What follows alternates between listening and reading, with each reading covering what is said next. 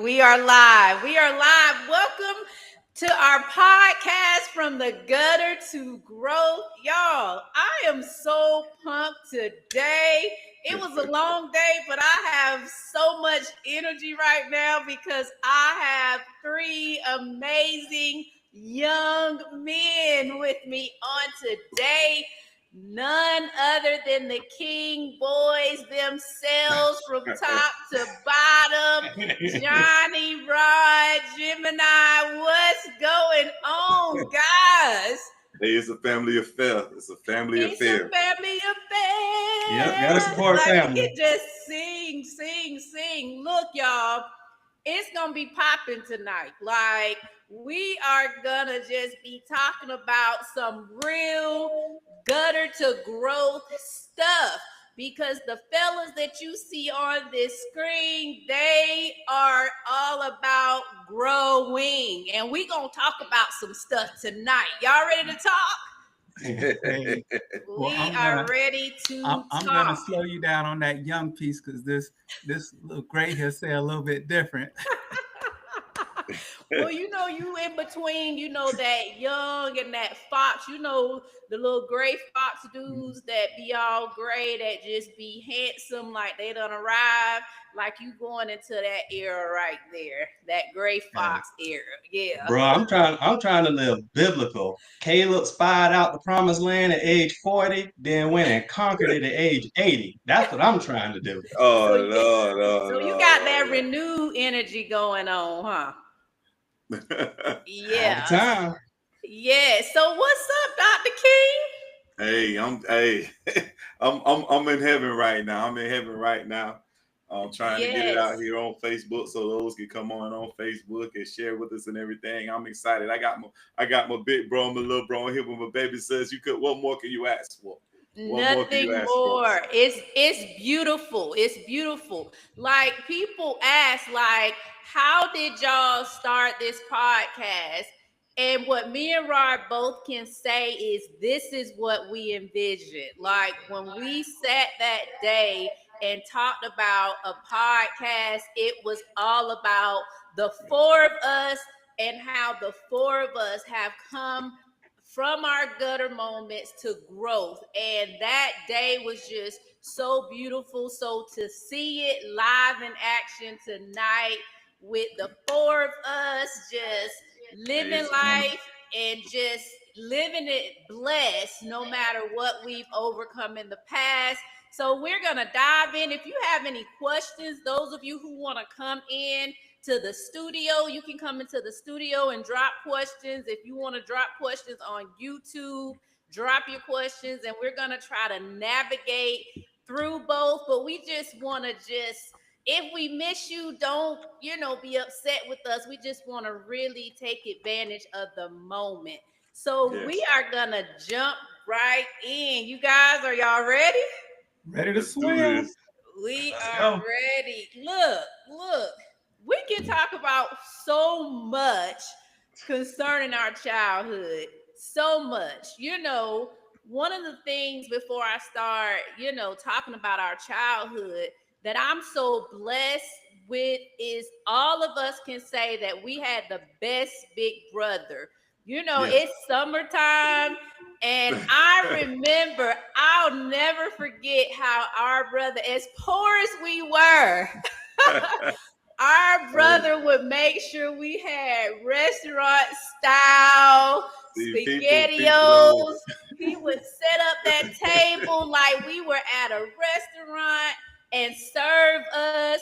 Our parents did not have to worry about us being taken care of. And that's a lot because I think our brother was in 4th to 5th grade. That's a lot to place upon a child. But you know what? He never missed a beat with taking care of us, and none of us ever showed up at the hospital or anywhere. So he did a good job taking care of us. So kudos to the older siblings out there who had to look after their younger siblings. So we just appreciate that. But let's dive in because, the topic of this is breaking to breakthrough. there are so many moments where we just felt like we were at the breaking point, and Yeah. so many situations where really we should have been at the breaking point. But let's just navigate through that, like growing up with the father that was an addict. He was an addict, and because he was a victim of his addiction, what came with that is lack. What came with that was abuse, whether it was physical or verbal abuse. But let's talk about the different ways that affected you guys.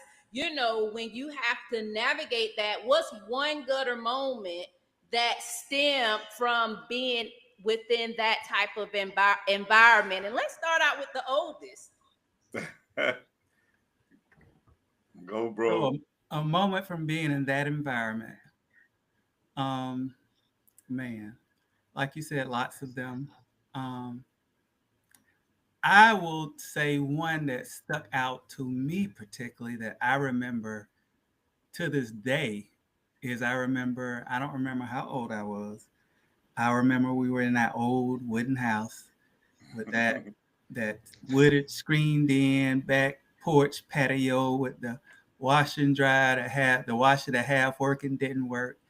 And I literally remember like it was yesterday. And like you said, talking about our dad's addiction and the drugs and other things.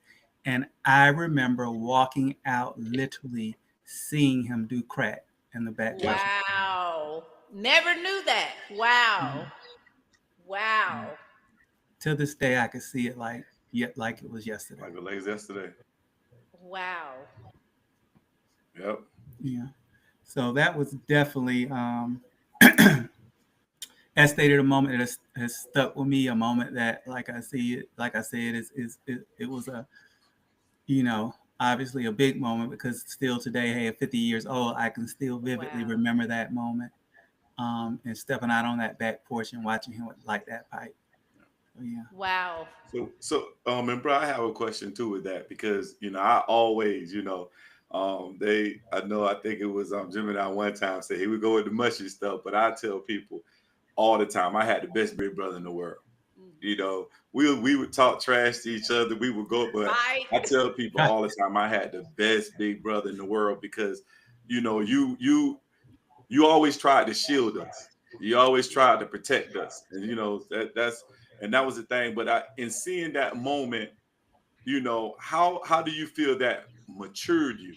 Wow. Did you feel like that set you back, or did that put you in a position where, okay, I gotta make sure I protect my siblings. I gotta make, because you really try. I mean, that's my view of us growing up.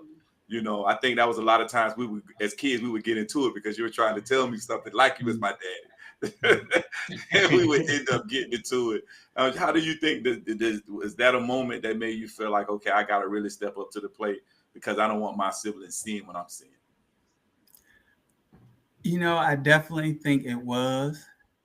And I definitely think that was one of the moments that we probably all had where I realized like how bad it was. Yeah.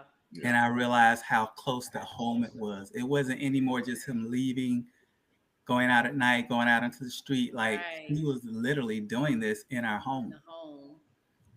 And so I just think it became natural. And I think that's something that honestly all of us picked up, at that period of time and at the different stages and different ages in our life. I think we all probably realized to some extent that we had to grow up quicker and mature faster and become, the people we were supposed to be before we were supposed to be those people. Right. Yeah. And I just, I can't honestly sit here and say what made me do like some of the examples you gave about, the lunches and stuff. I don't know. I guess maybe I can contribute it to, good cartoons from back in the day and things that we don't currently have anymore. But, just wanting, and just wanting peace, I guess, and wanting fun and laughter in somewhere that was not always fun and wasn't always funny. So yeah, but back to your point, Rhoda, I do think that, a lot of the things that not only me, but we saw matured us. Yeah. I think it was just a natural progression. We had no other option. Wow. Yeah. Wow.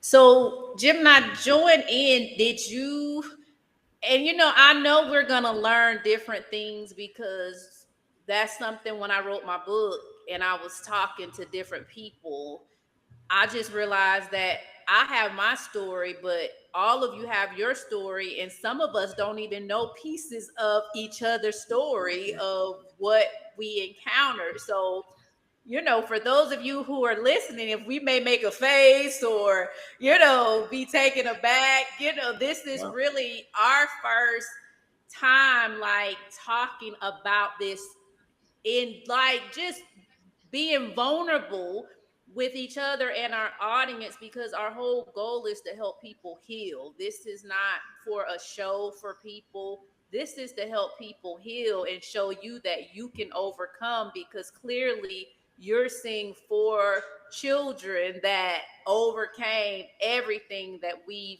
had to endure. So, Gemini, in that, like, what was your moment that you remember that was like that gutter moment?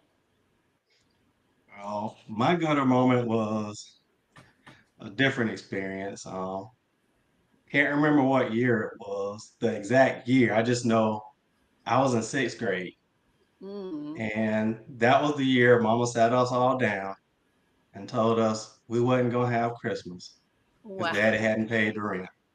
Yeah. Yeah. Wow.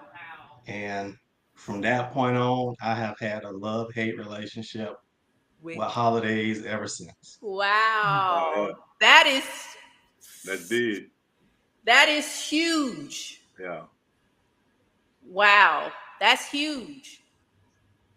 I think Big. I remember that moment because the only presents we got was from the church. From the From the church. church. The only present we got was from the And it church. wasn't much. It was. Yeah. Some socks. A Scully for us, a Scully and some black socks. I Some think I black got like church a socks. sweatsuit shirt, just the top. Just like, yeah. Yeah. Yeah. And Yeah. that But makes sense. That's powerful, bro. Yeah. That is powerful. Because a lot of times, you don't, I tell people I'm at this point where I'm like not a big and I'm not knowing that could be a reason why I'm not so much of a big holiday person. I celebrate it because that's what, my wife, she wants to do something for, different holidays and stuff. I'm like, your birthday and our anniversary is most important to me, but those different holidays wherein it's meaningful, where for so much of our life they weren't meaningful. Right. But there were times when mom would scrape up, but she would make something happen, even if it was it was something that we had to all share. I was just telling somebody about our Moon Patrol game. We got that Atari 2600. That was the joint. But it was those things, and you don't realize that some of those things could be a contributing factor to why you view certain things the way that you view them. Yeah. And it makes you understand, I never really brought into trauma, like, because I felt like people would use the word so loosely. And I just want to know from you, like, once I kind of wrote my book, it's crazy that it took me over 40 years to realize that I had gone through very traumatic experience. So like I have memory loss. So people will ask me, well, who were your teachers? Or, just try to ask me questions. And I do not remember. And I know now that because of the traumatic experiences that I went through, that really affected the things that I remember growing up. It's like a blur. Do any of y'all noticed where y'all have experienced that? I definitely noticed it. Mm-hmm. I noticed it all the time. Mm-hmm. I noticed, like, when we get together and sometimes y'all will be talking, I have no idea what y'all talking about. Wow. Like some of the stuff that y'all talk about that we've talked about in the past, during, when we got together, whether it was, dads or granddads. And I remember moments where y'all are talking and everybody know exactly what's going on, and I have Yeah. no idea what y'all talking about. Yeah. Yeah. Yeah. And And it's crazy because it took me forever to know that's really what it was. Yeah. I, you know, like you, I just surmised over the past several years that it was just trauma. It was just Mm-hmm. my brain had shut down or cut Mm-hmm. off whatever portion. And because I'm sitting there and I'm like, you're supposed to know this. You're supposed to Mm-hmm. remember this. I can't. Yeah. Yeah.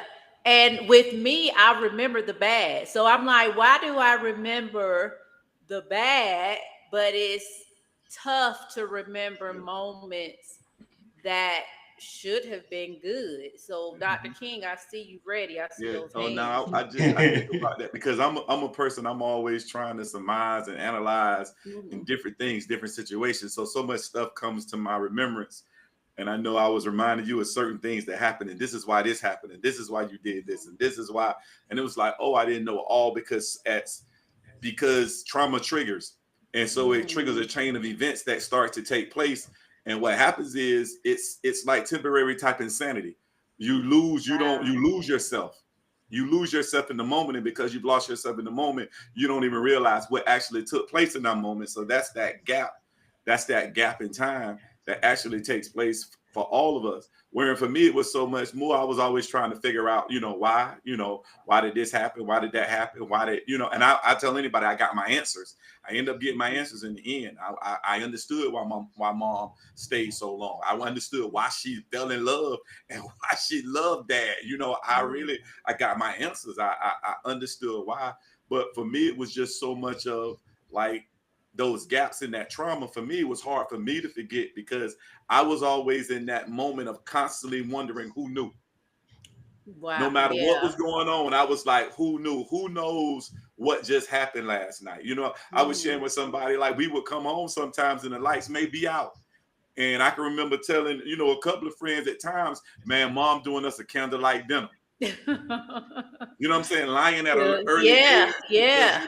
oh man, y'all mom do y'all candlelight dinners. So if you listen and I remember you know what I'm saying? That's no, Mhm. our lights were out. I, Mhm. I remember having to go around the corner to take a bath to our Wow. grandparents' house. And and different things. But I tell people, I say my sister and my younger brother, they might not remember as much me and my older brother do. I don't even know if he remember, man. By we were first, second grade, we could come home before dad actually hit. We could come home, we have clothes spread everywhere. It was like but y'all were young. I Y'all don't probably don't remember remember that. I don't remember the glory days at And by the time all. that stuff started happening, it was like, okay, he's going to y'all wait, because he's going to prison. And then he comes back home. It's good, it's horrible. Then he's gone again. Mhm. So it's like those gaps are there. But for me, it was kind of like I was always wondering who knew, who was whispering, who had the listening ear but the running mouth.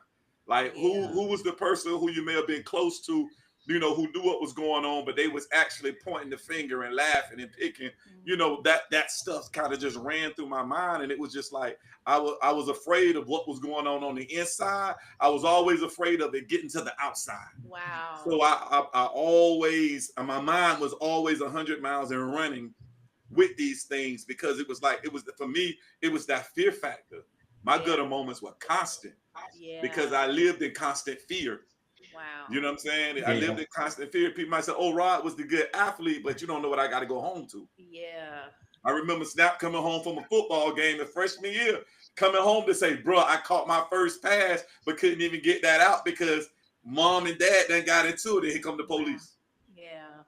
It Wow. couldn't even." I remember that moment. I don't know if you remember it, bro, but I remember that. Like it was all these traumatic moments, and it's just like it constantly plays in my head. So with those moments, what comes is we all respond or react differently, and we all try to do things to maybe try to fill the void, whether it is with other people or other things. So let's talk about maybe some ways that we try to fill the void and what that may have looked like for us individual and when you realize what I'm trying to use to fill the void is not working. So I'm gonna put you on the hot seat, Gemini. What was that like for you? What did that void feeling look like for you? The void was just, I mean, we were kids. We watched a lot of TV. So you see families on TV doing things together. Mom teaching the daughter things that they felt the daughter was going to need when she grew up. Dad teaching the son things they felt he would need when he grew up. And just knowing that how you saw it on TV was nothing close to what we had. And so if you remember, I never stayed home. I was always somewhere looking for somebody to just say, hey, good job. You did all right. Let me show you how to throw that baseball. Let me show you how to start that lawnmower. I was always out, whether it was friends or just other family. I was always out. Because I know when I got in the Army, people were like talking about their dads and stuff. And I'm like, my dad really didn't teach me anything. Right. I say most of the stuff I learned was from my granddaddy and my uncle. So whenever I was around granddaddy, he was half the time you ain't paid any attention because you thought he was drunk. But when you really thought about it, it made plenty of sense. And then when I go hang out with Ebony because she was my age. Don't be judging our people. Don't be judging our people. When I go hang out with my cousin Ebony because she was our age, Uncle Gene, he was like, you know how to wash a car? Nope. Come, let me show you. Yeah. You know how to work a lawnmower? Come on, let me show you. You know how to do this? I mean, just whatever. Yeah. He was just always showing me stuff. And it was just, I love that. You realize it's like you seek that from the outside, but like you say, after so long, you realize that what you get from the outside may be good, but it's never enough. Yeah, I love and that. It's never be enough because it's not what you want. And wow. Kids want their parents. No matter how good they have it, they want their parents. And that if their parents aren't providing it, there's always going to be a void. Thank you for that. That is like so true. Johnny King. What does that look like for you? Like, what would you say was the moment where you tried to fill that void in different ways? Yeah, I think just over time, over life, there are different things that I used. I think early on, it was like somewhat when I said doing other things with other people, spending a lot of time with granddad. I think a lot of, spending time with our cousins and just that camaraderie that we had when we were all together, and doing all of those things. I think as I got older, some of which, you noted in your book, especially towards high school, we really threw ourselves into, if it was a sport, we was doing it. It's basketball, it's weightlifting, it's, football, it's whatever it may be, we were doing it, putting ourselves where, into school, into sports, to fill those voids, into, as young boys, girlfriends and all the things. So, other people, other times, other things, other parents, parents of, whether it be friends, girlfriends, what have you, we use them in some ways to fill some of those voids that were left. So, I think a lot of things as I got older, I used different things, some of which I've had to manage. I was no foe to, but only a friend to Mr. Cognac. So, I went to school and I used, alcohol to fill those voids a lot of times. And of course that, isn't a good thing. And, thankfully, I was able to, push a lot of that off. But, I just think over time, there were several things and during periods of time that I use to try to fill those voids. Yeah. But like Jim and I said, there's, when there's a need for a mother or a father or whatever the thing may be, you need that. And that thing that you use to fill that void in most situations is only temporary. Right. It's a temporary fix. It's like, it's like patching a tile. It's only gonna last for so long. So those are some of the things that I, personally did, to fill some of those voids. And it's funny enough that we were sitting here talking, and this might be kind of off, subject, but I couldn't help but thinking, I'm like, when I'm dealing with my kids and my daughters, and my wife used to always say, oh, you don't, tell them, how much you love them, and you don't It's hug not on off them, topic. Yeah. and you don't kiss on them. Mhm. I was like, man, what you talking about? I told them I loved them 2 weeks ago, Mhm. and I literally had to sit down and just look myself in the mirror and be honest and think about, wow, why is it so hard for you to say you love them? Mhm. When you love them, you would give them your world. I would give them, Right. I Yeah. love Yeah. them to the end of Yeah. time. Yeah. And so I had to literally make myself You have start to more work saying, at it. Yeah. I love you. You're not alone. No, man, because Kissing it's not them, something. It's hugging not them, something that flows off the lips at all. and I had to make an effort to start doing those things, Mhm.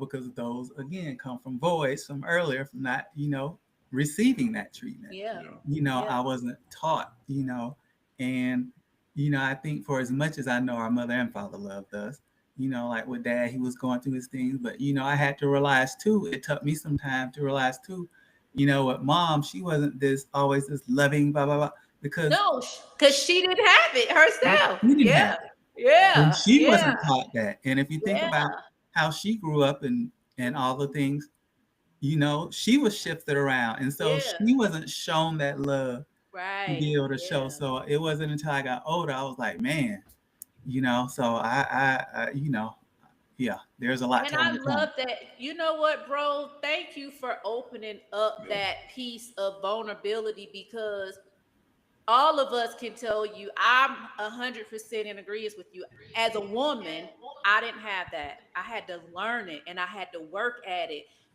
at an older age. So if you're listening, it's not too late to shift that, because children want that. And what I've also learned, my mom wants that. Even though she didn't have it, when I give that to her, I can see that she wants that, and she receives that from me, something that was never given to her. And it was foreign at first when I started giving it to her, because I had learned how to do it in my own home, because she didn't know how to quite receive it, because heck, she's like almost 70 years old trying to learn something that's out of her norm. So if you're listening, even though you may say, I don't do that, everybody wants to hear I love you.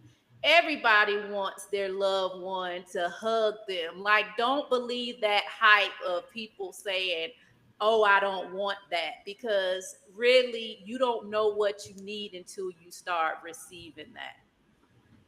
Dr. King, you want to chime in? Now, that's that's powerful, because it's like I think I just ran a totally different direction. I think I got to a point to where I felt like I didn't need that type. I tried put it this way. I tried to make myself believe I didn't need that type of validation. Mm-hmm. And I think because it became a constant, it became a norm. Mm-hmm.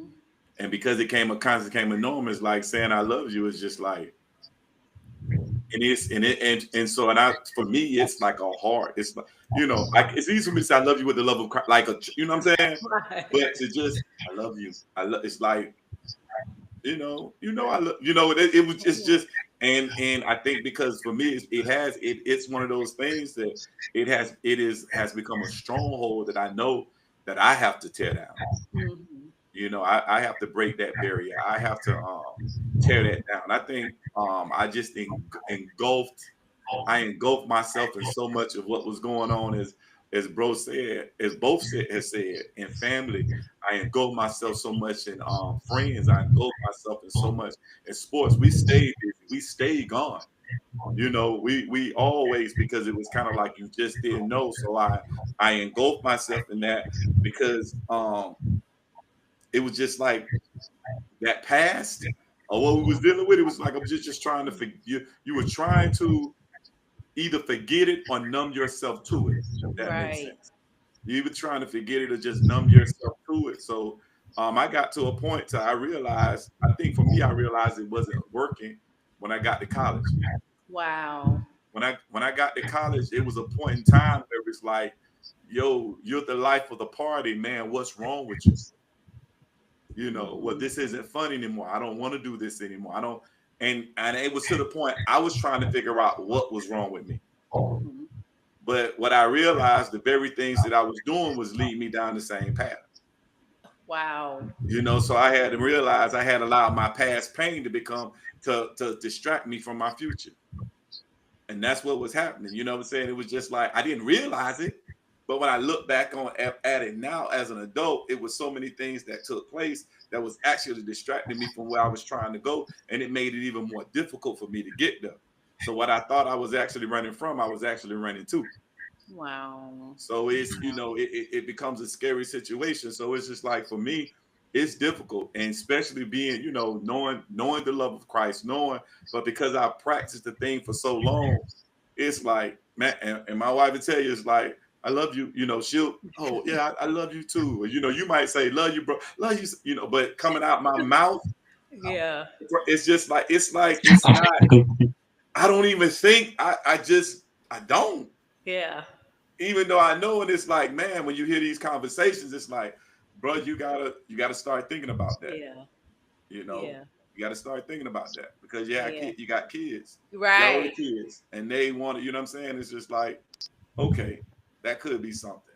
They want to hear that, but it's just like, Yeah. so, and I can make the excuse to say I'm not equipped to give that, but that's where I have to grow. We should never Yeah. I stop love growing. So that. that's my responsibility. Right. I have to grow to say, you know Yeah. what? Yeah, you know, my kids are all grown, y'all adults, you know, y'all make, oh, but no, I gotta equip myself. And then someone might look at me like, ain't nobody thinking, but Right. I don't want to be a stumbling block. Right. Yeah. I don't want to be a stumbling block. I don't want to be a hindrance. I love that. And that's going to lead us to the next question because, you know, just thinking about you, our oldest brother, and you have you have grown kids, you still have your younger girls. You know, and we all have our moments of, you know, where we walk through unspoken grief, especially due to what we're talking about, you know, that not really having that present father. So, Johnny, I would like to know, and I feel like we're being so raw and real Yeah. with y'all tonight until those of you who are listening, I just really hope that your hearts can heal, you know, because we're all still growing through our own journeys. But what is one thing, even as a 50-year-old man, that you wish you would have heard your father say or speak to you?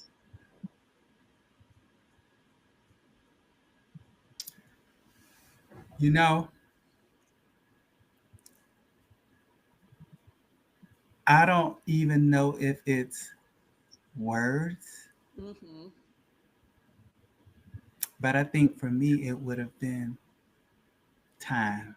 Wow. It would have been because honestly, a majority of when I sit here, if I'm honest with you, and I think about my childhood and the good times and the things that I did and the people or person that I did them with, I think about my granddaddy. Yeah. I Yeah. think about sitting on the front porch. Yeah. I think about fishing early in the morning and him buying us fruits and snacks. I think about Fruit going market. going to McDonald's on Fridays, piling up in that brown, whatever that was, or that truck that he painted it blue. Like spray paint. Yeah, spray paint. Yeah, it was spray paint. I think about when he used to barbecue. I think about crazy stuff like him taking. I think Roy, you probably went too, taking us with him to his friend's farm, and we got that hog, and they slaughtered the hog in the backyard, and then he barbecued, and I think about the day. I don't know who was around. I remember that day he had that big was a sea turtle, that flat shell turtle in the back. Yeah, they flipped him. But he kept me with him. Yeah. He kept me with him. Even me as a girl. Yeah. On the back of that no truck. Matter where he went, I sit in the lap, let you drive. He got bill like everybody. We get pulled over, everybody going to jail. But messing up porches. I remember.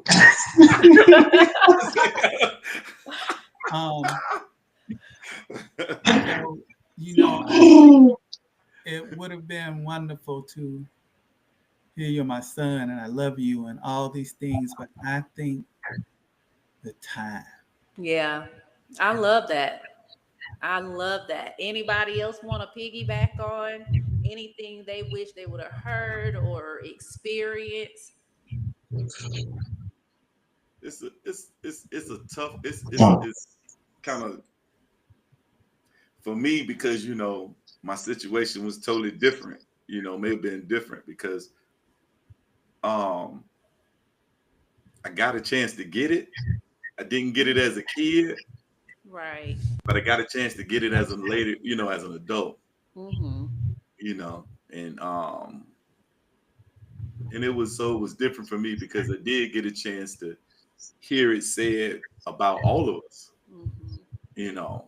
That how proud and did because at that time it was a different person. It wasn't the same person who we had grown up with, and it was just like, man, being able to ride, being able to go and get a burger or have lunch, or just laugh and talking and whatnot. It was just you got it. So, but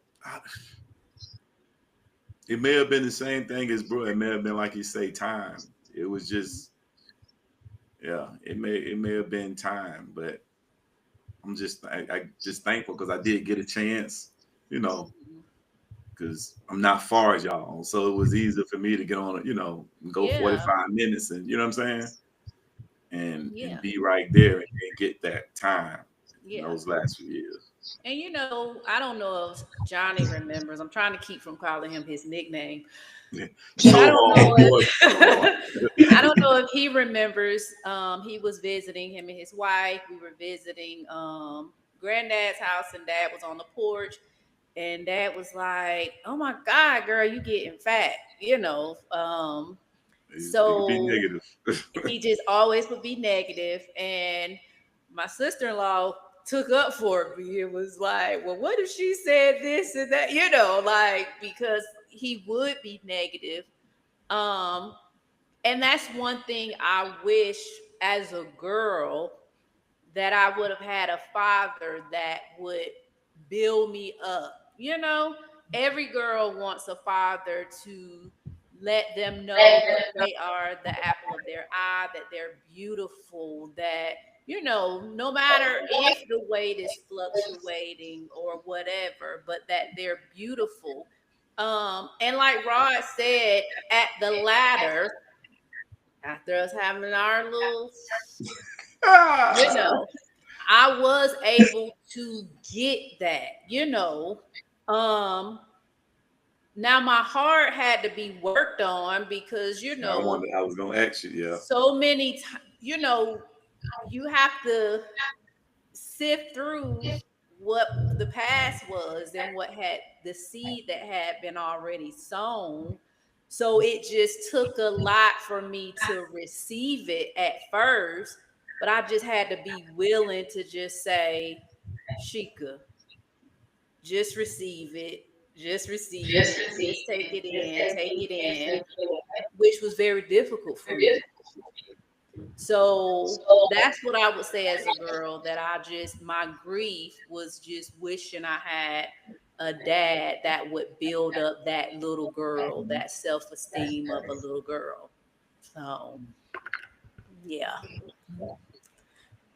Yeah. So with that, I was just thinking, it was just like, I don't know, for me, it was words because I always felt like I was told I was a smart kid. So I was pretty much expected to do the right thing, make the right decisions, make the best grades.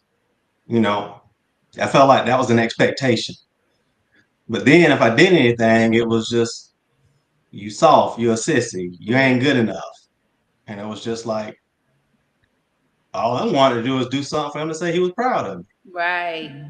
Yeah. But it was like, no matter what,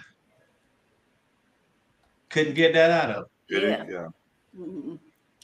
And it's And crazy. Go ahead, sis. no, you go ahead. No, I was saying, and it's crazy because that's the craziness of talking to him in those conversations, knowing like those things that he said and those things like I never meant to, because you got to know environment. Mm-hmm. That's why I say as we grow and you begin to learn, you learn environment. Sometimes we only do what we, and when you're in a certain state, that state shifts you because you got to protect yourself and make it seem like you all right and like you the strong man and like you doing the right thing. So you reflect that rage or that anger out on, because hey, because we were complicit in so much stuff too. We engaged in that same type of talk and terminology because that's what we heard. But in essence, we were getting the same thing in a certain sense. And so we may have been saying things to you, but me and Snap, I tell people, me and my brother were trying to draw blood from each other. We fought like there was no tomorrow. I mean, I know y'all seen us. We fought. We went At at least it. you didn't get shot with a BB gun. Oh God. Yeah. Oh God. Boy, listen, boy, oh man. Bruh, that was crazy. But it was just sitting here and it let me know that we weren't fighting because we couldn't stand each other. We didn't like each other because I knew he was the best big brother in the world. But as soon as we transitioned and we moved, we never fought again. Man had an argument or two, but never ever laid hands on each other again, unless it was a dap or a hug. So it was you sit and you think about different things. It's like you're putting out your pain on somebody else because that's and you realize you in the same pain. Y'all in the same. Why kill somebody who drowning with you? Y'all all going down. You drowning them first isn't going to save your life. Y'all all going. But that's what it was. It was That's like true. that's what it was. Survival. We kind of got to the point it was survival of the fittest until we actually. I mean, I always say people tell me one of the best things that happened was us moving. Yeah. It brought peace. It was like, so for me, it was like where it was like that missing that. I was happy. I had to console my brother. So, but I was happy. I wanted to tap dance because it brought peace. Wow. That you So, did. so let's talk about this. I'm trying not to echo because something is going on with my system. We all have our shared journey. Um, but let's talk about what we've learned with that. What has this journey taught you about grace, forgiveness, resilience, overcoming? Let's talk about, even though we grew up in those gutter moments, what has that taught us now? Yeah. Johnny, take it away. Mhm. So I think it has taught me to appreciate, Mm-hmm. irregardless of what it may be. I think I just have an appreciation for small things. Um, I think it has taught me what I do and don't like as it relates to parenting. I think those moments have shown me, I think those moments, as I back up, have made me who I am. Mm-hmm. And I tell people that all the time. And again, this may be a little outside of what you're asking, but I would not change anything about anything that I went through. Wow. Damn. Wow. And I say that because I tell people all the time, it's made me who I am. Damn. The good, the bad, and the ugly. Mm-hmm. Bro, for real. When you get me, you get all of me. Mm-hmm. But what I take from that is I feel like all of these things have made me a good person. Good. Love that. I feel like all of that good, all of that bad, and I took from it what I felt like I needed and what I felt like was best for me. The fish, spit out the And I fish. think, and I think with all of us, all of those shared and unshared experiences have inevitably led us to now. Yeah. It has been the map that has directed you. It has told you to go right when you wanted to go left.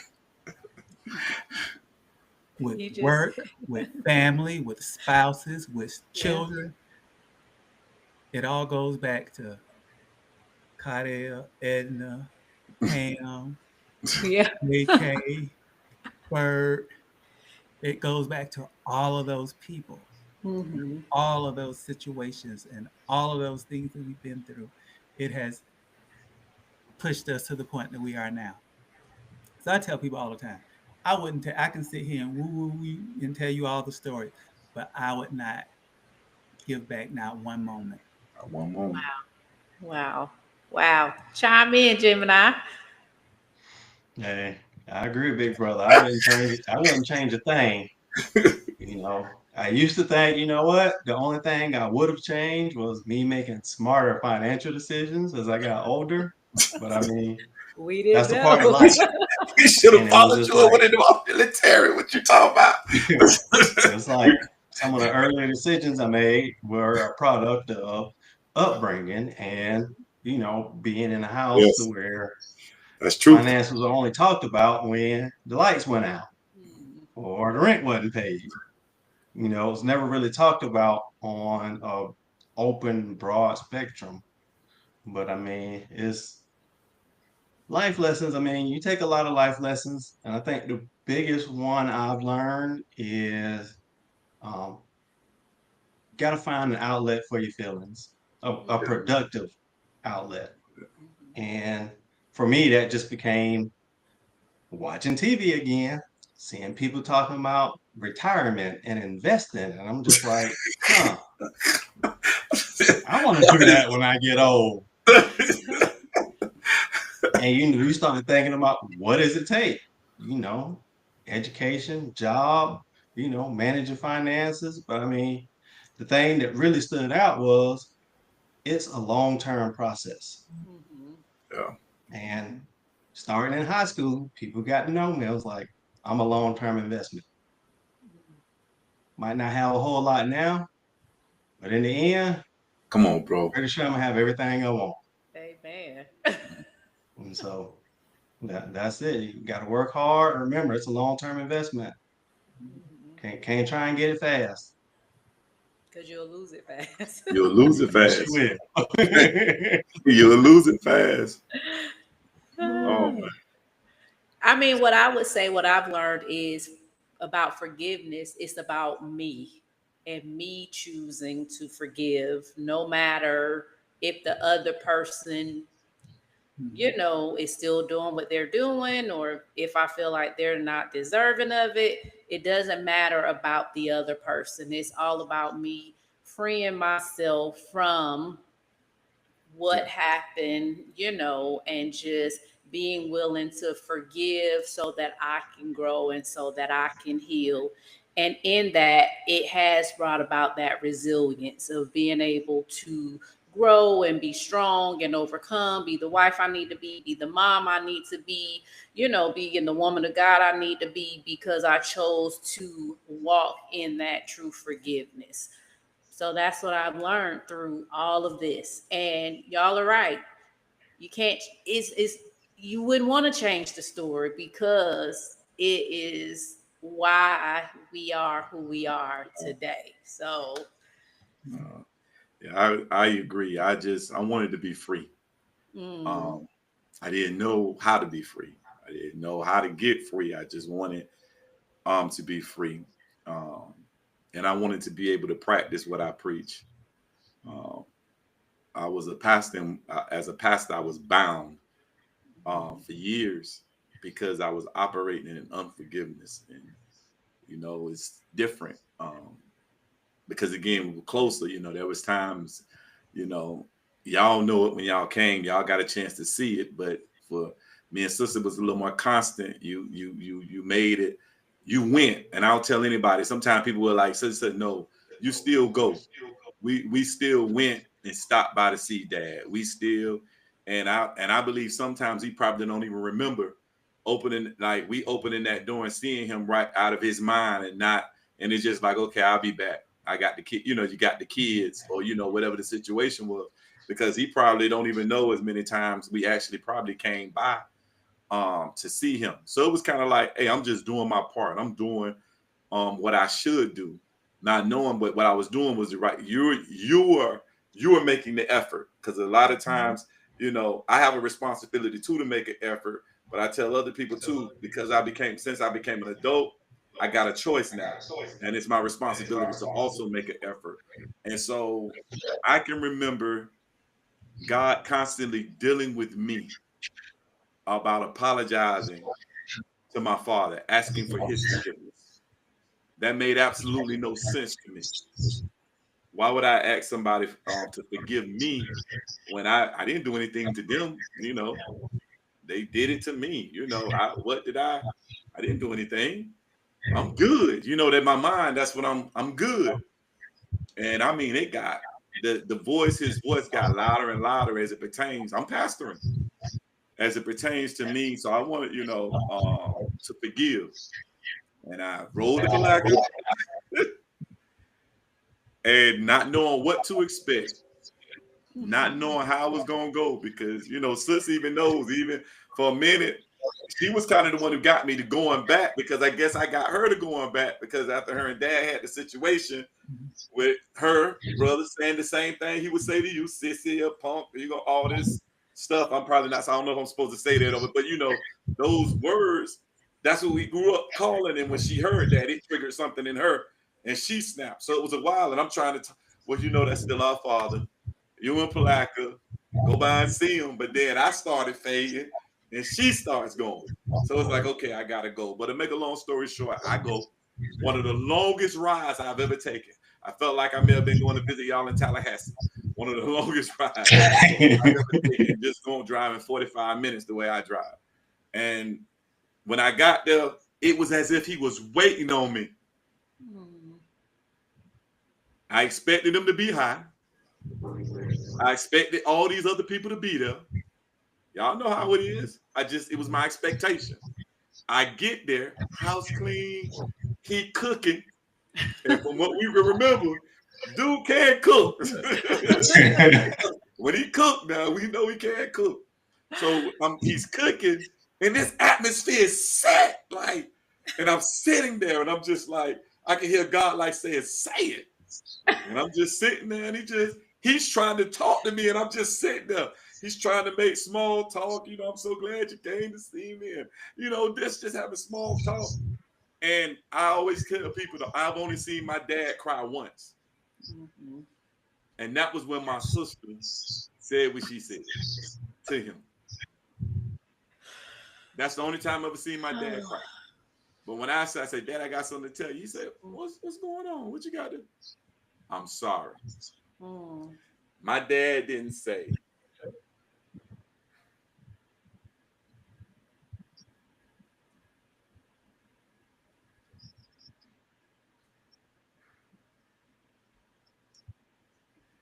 All he did was say, "I'm sorry, son." Mhm. And that man hugged me. I'm sorry. And from then on, it was just like I knew I was no longer ashamed of the fact that I looked just like him. Just like them. I used to hate that. Auntie W used to make me so mad. Oh, you look just like your daddy. I never told her that, but it did. But now I love it. I love it when she said I look like him. Mhm. Because I understand, man, where I get my personality from. Mhm. My good looks, my charm, my, you know what I'm saying? I'm sitting here with this man. Our going smile. We get our. got my smile, all this stuff, and I'm like, man, you cool. What? I always been, no negative. I'm talking about. I got a chance to like realize, like, man, y'all, we had an awesome father. Mhm. He just got caught up. Mhm. We had an awesome father. So I say to anybody, a lot of times, we wait, but we don't know the weight that people carry. Mhm. We wait, but we don't know why they're the way that they are. So you may be trying to get something from a person that you can never get from them. Because they don't have it. And it's hard. You're trying to get a gallon out of somebody who can only give you a pint. I had to take what he was willing to. Once I was willing to do, I made that first. The rest is history. Mhm. The rest is history. So I say, that forgiveness is big. That freed me because I didn't realize I was bound. I didn't realize I was good, but it was just, man. For me, I think it was you need to know you need to know who your father is. It wasn't about him not being present. And this to me, it wasn't about him not telling me that I didn't do a good job because, like you say, we had granddaddy, we had uncles, we had Jimmy. If you listen to this, boy, you should have been in jail putting us in the garbage and put the lid on it. I mean, just the torture, just the torture that these children put us through. We kept going back for more. But they gave us the attention, the love, everything. Would let us follow them everywhere, give us little jobs, and pay us pennies. We thought we were balling. Pennies, like we thought we were balling. It was all we had. So getting this high school coaching, tell people, Coach McCool, the different coaches, Coach Mitchell, just all these different people, the coaches. It was just the teachers. And we'll be remiss if we didn't, talk about our stepfather who stepped in. Oh man, thank you, sis.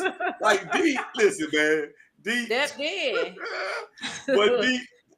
But the conversations that we had, I told you, did that tell you?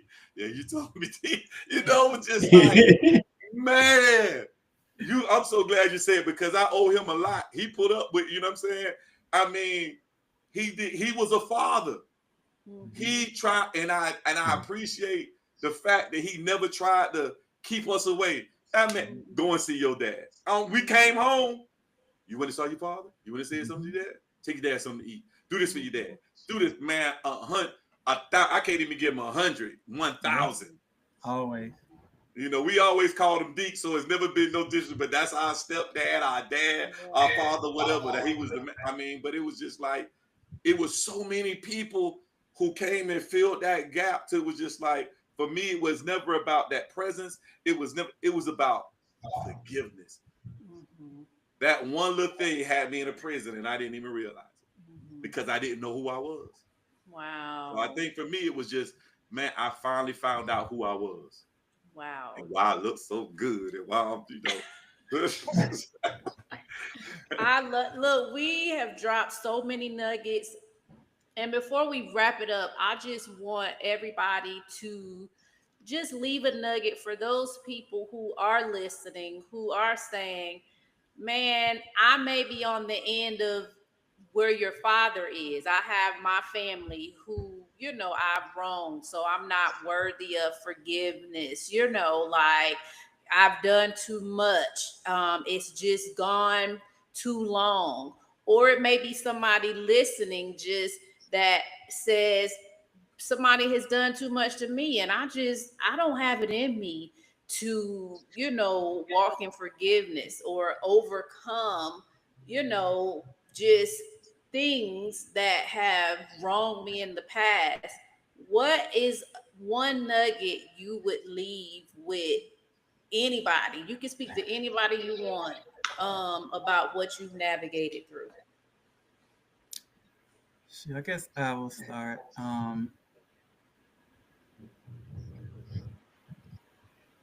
And something that I always say, and I'm sure it's probably just so cliche. And I tell people this all the time, for people who don't know, I work in a hospital setting. So a lot of times I see people at probably, I don't want to say at their worst, but not at the very least, not their best. Mm-hmm. And, when I'm dealing with those people, I keep that ahead of mine. And so I always say, I treat people how I would want to be treated. Yes. And so even in the midst of you working through and around forgiveness, I think if you treat a person or that person how you would want to be treated, then that will help you navigate that process. I know a lot of times it's hard, it's difficult. And in our situation, one of the things that helped me with, going back to our father, and one of the things that helped me forgive him was I realized he was sick. And a lot of people don't think of or see addiction as sickness, but it is. Mm-hmm. And so I said, who am I to go on in the way, in the manner that I am, feeling the way I feel about somebody who is sick, Mm-hmm. And not to say that that's the situation for everybody in any situation that they may be in, but, like you have all said to some degree, holding on to that is more of a noose around your neck in most cases than it is for the other person. And so, if not only for you and not only for your peace of mind, even if you forgive and forget, as they say, forgive and let go, but that takes that weight and that pressure off you. And at the very Amen. least, I think that's something that, everybody, like Rod says, and like you said, I think that's everybody, it's something that everybody owes themselves. Mm-hmm. Yes. Yes. Love that. Who else want to chime in? Want to leave something for the people? I mean, it's really piggybacking, but I look back and I will carry a bird with me for the rest of my life Mm-hmm. because y'all know me and Daddy didn't get along, Mm-hmm. and I never truly forgave him for my childhood and a lot of the stuff that happened. And he died 6 years ago. I never get that opportunity. So that's my lesson. That's a Mm-hmm. burden you don't want to carry. If you have the opportunity to do something, do it. Don't wait. Just do it. Doesn't have Mm-hmm. to be pretty. Doesn't have to be perfect. Just do it. And I'll share something with you. A 70-year-old man at my church, when I gave my testimony, he said the same thing to me because I was just saying how I was able to, just ask my dad for forgiveness and just free myself. And he felt the same way. He just felt like he didn't have that opportunity because his father had passed. And, just it was divine by the Lord. The Lord just wanted me to share with him that forgiveness has nothing to do with the other person. It has everything to do with you freeing yourself of how you were wrong and being willing to just renew your own mind by it so you can be free. Because if it had something to do with another person, even if they were alive, we still wouldn't be able to walk in complete forgiveness. Because if it had to do with dad, it wouldn't happen. Because when I asked him for forgiveness, he still wasn't doing things right.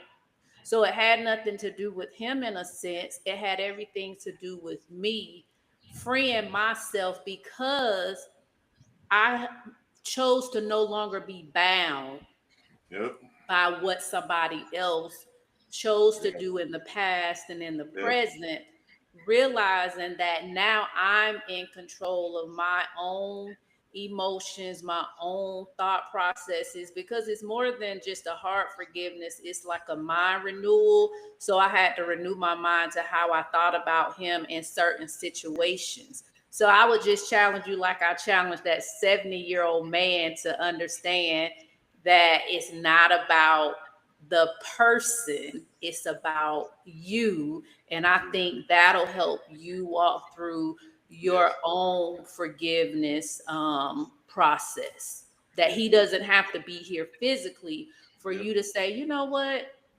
I am who God has called me to be. I am this person and that person. You know, like you, when you know who you are in Christ, is nothing that our dad could have said to us in the past that can change who Christ has called you to be and who he said that you are. And for those who are watching, our Father God supersedes our earthly father any day. So regardless of if you have a father that you think is great, none is greater than our heavenly Father. So I'm gonna believe who and what he says about me any day, period. And I challenge you, bro, to do that. And I'm telling you, it's just gonna help you free yourself and walk in true forgiveness, because it's not about the other person. It's not about them. Rod King, Dr. King. Mine is simple. I think I would say make the first move. Make the first move. Don't wait. Just make the first move. You got it. I mean, be willing to and just be willing to fight through it all just to make that first move. And that's really the only lesson that I can leave, because that's what it was for me. He gave me every opportunity. We had Simo, y'all know Simo here last week, and we were having a conversation about how God even used him to try and move me into that place of asking for forgiveness. And I rejected it then. You know, there's so many different people he's tried to use to move, and I just rejected it. And it's like now I got this platform and I'm preaching to people and I'm telling them, you gotta forgive, and forgiveness and the Bible says, you know, all this, but here it is. Okay, you living this unforgiving life. And so it's like, okay, make that move. And you know, like Sis said, no things weren't perfect, but it was like I got a chance to start seeing, and things got so much better. You know, it got to the point he's expecting. Now, hold on, now you're expecting.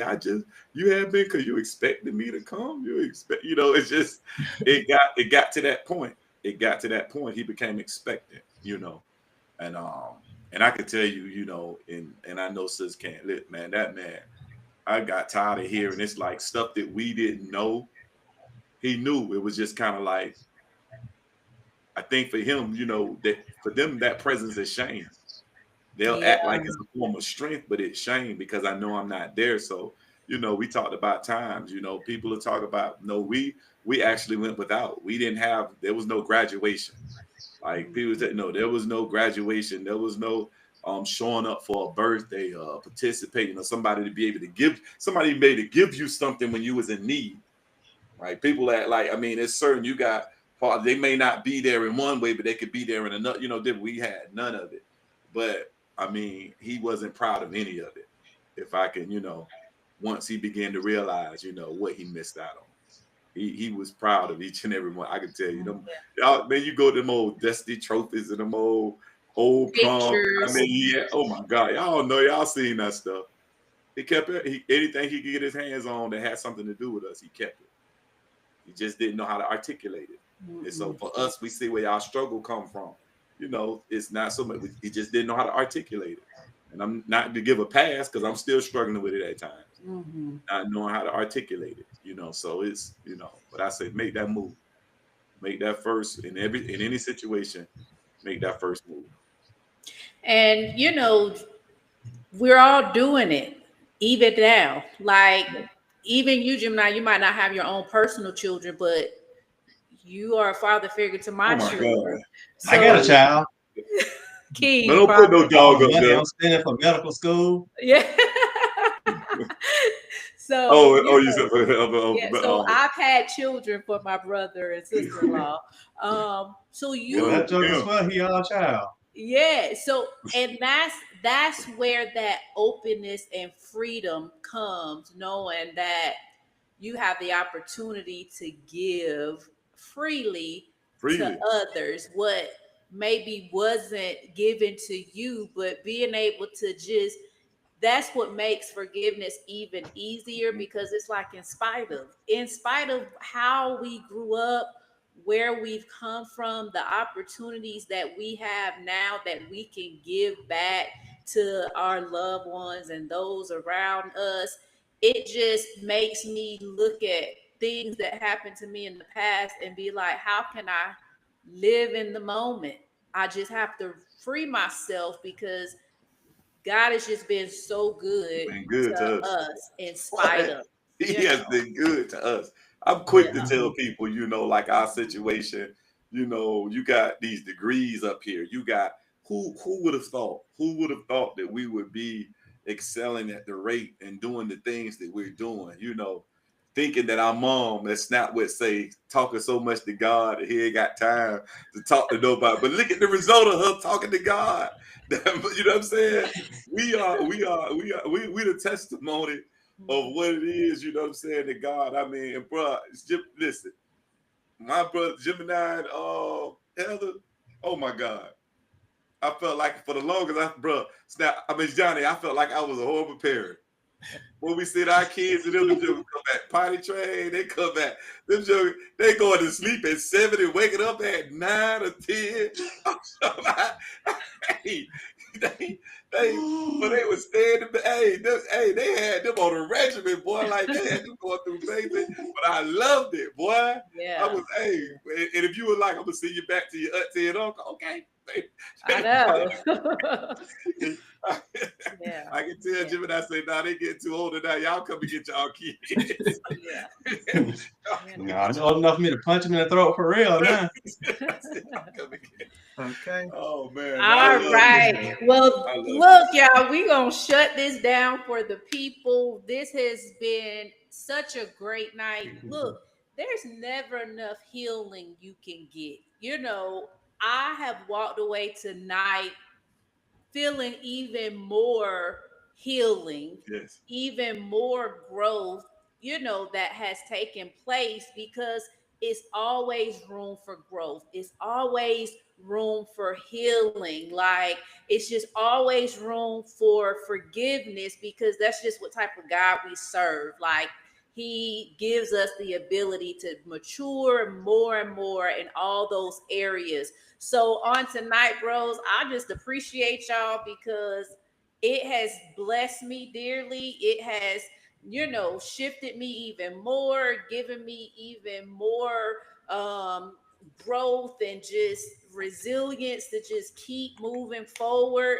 So I just appreciate y'all. I appreciate, my older bro for allowing me to even be here at age 45, because he saved my life 2 times.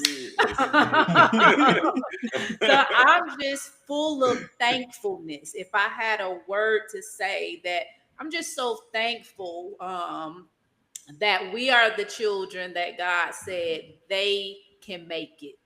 This group of 4, they can make it. They can get through what the enemy tried to mean for evil. God is like, nope, they have what it takes. They have what it takes. And I'm just thankful that, that God has just taken us from the gutter, and we are living in growth and continuous growth.